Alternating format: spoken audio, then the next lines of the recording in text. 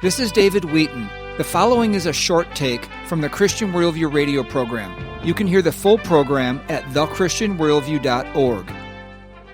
How has the Israeli military been able to operate against Iran so effectively, considering Iran has allies with nations who have very first-rate militaries like China and Russia, and Iran itself is a very large country with a very significant military? Sure. I think that the Israeli mission operation against Iran has been in planning for many, many, many years. And there must have been thousands of people involved in the planning of this down to the minute detail. I think that Israel simply has superior aerial capabilities, superior munitions, superior fighters. It's technology in the end. It also has superior intelligence. A lot of this obviously comes from the United States. I'm talking about the military technology. Iran does have a large military, but its military doctrine has always been to use irregular warfare. That's terrorism.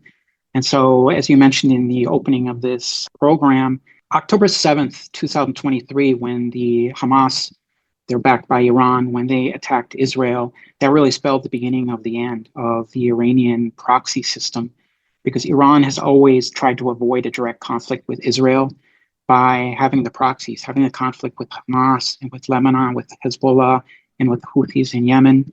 And those are all gone. Those are all destroyed. And so now Iran was left really without any level of protection. And I think that you mentioned in the opening about the missile barrage about 6 months ago when President Biden was still in office. At that point, Israel destroyed a lot of the air defense systems of Iran. And it seems like during all this time, Iran has been unable to rebuild that system. So in warfare, air dominance is everything. So Israel was thankfully able to achieve that very early on. And it's quite curious that Russia and China did not come to Iran's aid. I wouldn't really consider Russia a first-rate military. Russia has been bogged down in a conflict with Ukraine for almost 3 years.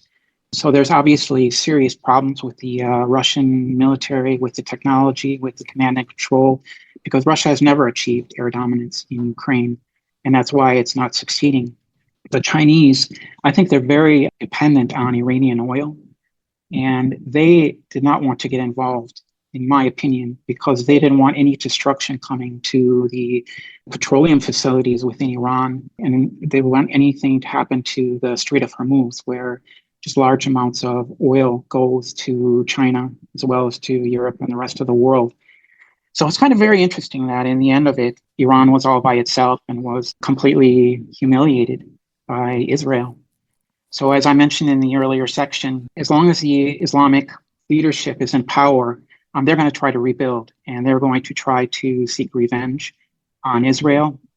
The last couple of days before the ceasefire took place, Israel attacked many facilities and strategic sites belonging to the Islamic Revolutionary Guard Corps, the Basij paramilitaries, all sorts of very important infrastructure that the regime needs to maintain internal stability and to prevent overthrow of the regime. So the regime is now very weakened. It's probably at its weakest point in 40 years. And it's not really clear how much longer they can just maintain control over 90 million Iranians.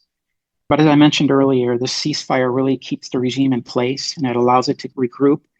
And I personally would have liked Israel to have had a few more days to destroy other strategic sites that keeps the Iranian regime in power. This has been a short take from the Christian Worldview radio program. To hear the full program and connect with this nonprofit radio ministry, go to thechristianworldview.org. I'm David Wheaton.